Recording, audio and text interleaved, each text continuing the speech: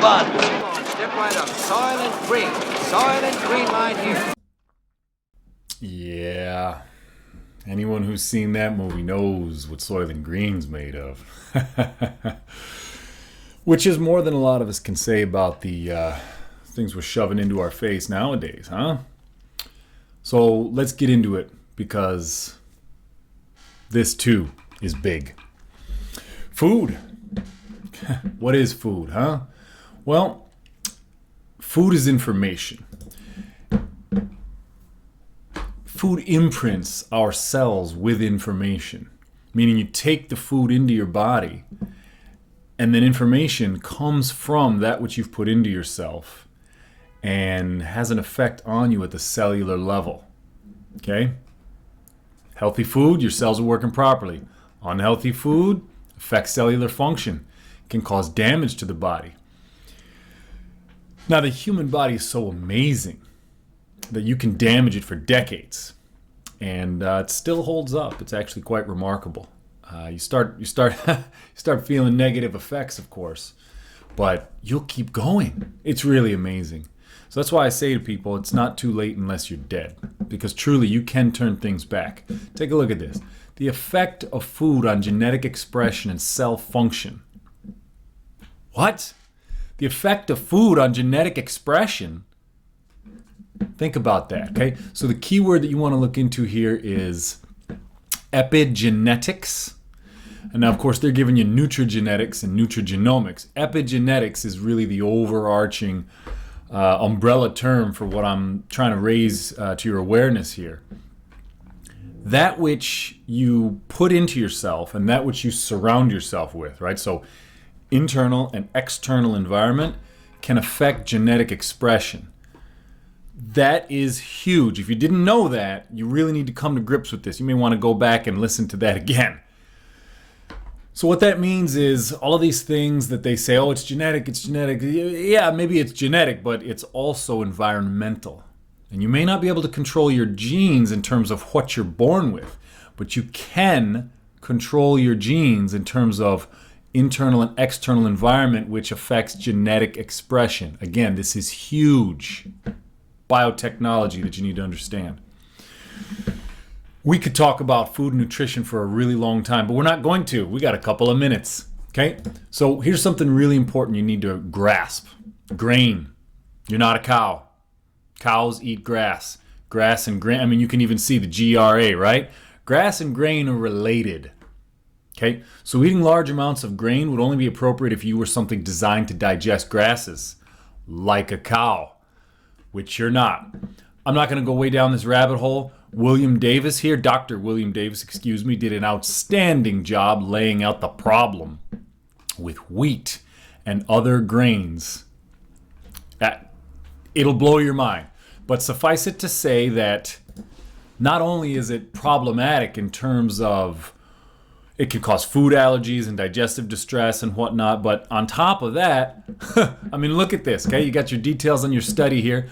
The results presented here have shown that peptides with morphine-like activities can be isolated from some food proteins, and the food proteins they were examining were the grain ones. Okay, so grains will hit you in your opiate receptors, can cause addiction and everything that comes with it.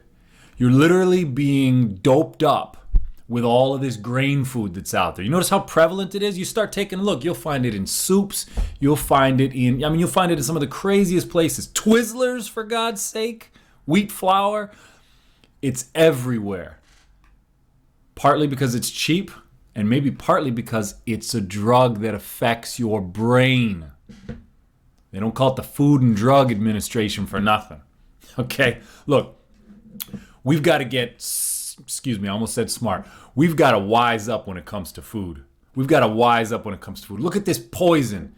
And y'all know that you see this, left, right. I don't know where this photo was taken, but this is left, right, center, okay? These poisonous drinks that we allow the young folks to just chug down. Never mind what happened to us when we were a kid and now we're addicted. Got to break that addiction. But we're allowing it to happen to the next generation. They're eating piss poor food. What? No wonder people are waking up retarded in the morning and going out and rioting and saying no borders, no wall, no USA at all. This is how it happens, okay? It starts with food is information, what you put into your body, and it starts in childhood. I'm not telling you anything that you can't figure out on your own. I'm just highlighting it. I'm just pointing it out to you, okay? So there's some key words that we really need to understand if we're going to be choosing good quality food.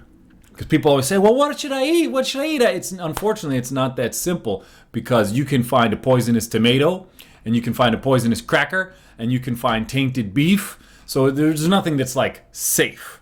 You have to go out and find it. It takes a little bit of effort. It's almost like hunting and gathering. Okay, so here are some food labels, terms, maybe better said, that you need to get familiarized with. I'm not going to go through all of this. You're perfectly capable of pausing this and reading this, but you want to look through here and you want to see, okay, what are some of the things that I should be looking for as I shop? Okay, I can tell you right now that, let's move on to the next one. I can tell you right now, you want grass-fed beef and dairy products. Okay? I'm not going to get into it. That's what you want. Okay? You want pasture-raised chickens, poultry, eggs. Okay? That's what you want. Higher levels of various nutrients. The science is out there. It's been proven. Again, I'm not going to get into it. We're blowing through this. That's what you want. You don't believe me? Go do some research. Check it out. I don't think it's on here. Yeah, it's not on here. You want wild-caught fish. Wild-caught fish. Teeny little nutshell, okay? You take a salmon. You stick them in a frickin' farm pond. You feed them. Then you kill them and you cook them up. What kind of salmon did you just eat? Weak salmon. Now you get salmon that have to swim upstream, up waterfalls, and only the strongest ones survive to the spawning grounds, right? Now you just eaten that salmon. What did you just eat? Strong salmon. You think there's a difference in composition? I guarantee it. Feel the arm of someone who exercises and then feel the arm of someone who doesn't. Never mind the external science. That's just the internal feeling. You can tell there's a difference. This is basic stuff, folks. We don't need people with letters at the back of their names in order to tell us all of this stuff. I'm just throwing this out there for you because it's there. Organic. That's your produce, most of it anyway. There are certain things that don't really matter. Avocados. Doesn't really matter. Thick skin, ugly, bugs tend to leave them alone. Apples. Soaked in pesticides. Should only be eaten organic apples. Okay, so you're going to need to kind of sort through some of that stuff. The Environmental Working Group has a great list. I should have pulled it up for you, but what can I say? I'm human, right? And it breaks down some of the foods, some of the produce that's got the most pesticides used on it and some of the least. Something you need to start paying attention to. Because you think those toxins don't end up inside of your body accumulating? Of course they do. This is ridiculous, putting all this insanity into ourselves. Okay, last but not least, we're going to do Blast from the Past. Herodotus, the histories. All right, I just have to read this to you to illustrate my point about the grains. You're going to love this. We're talking centuries ago. Some men went from the Persian Empire. They went down to Ethiopia, and the Ethiopian king is asking them, what does the Persian king eat, and what is the greatest age that Persians could attain? I'm quoting now Herodotus. Getting in reply an account of the nature and cultivation of wheat, and hearing that the Persian king ate bread, and that the people in Persia did not commonly live beyond 80, he said he was not surprised that anyone who ate dung should die so soon. You need to get focused on what you're putting into yourself. We're not just talking about food, but right now we're talking about food. You got to get focused on that stuff. This is huge. We're talking lifespan. We're talking mental bandwidth. We're talking quality of life. We're talking, are you going through life in a post-opium induced fog all day because you're eating grain all day? Or are you clear and sharp because you're eating the foods that nature, God, put here for us to thrive on? This is big stuff. It's time to get educated. It's time to get educated on this. Love y'all.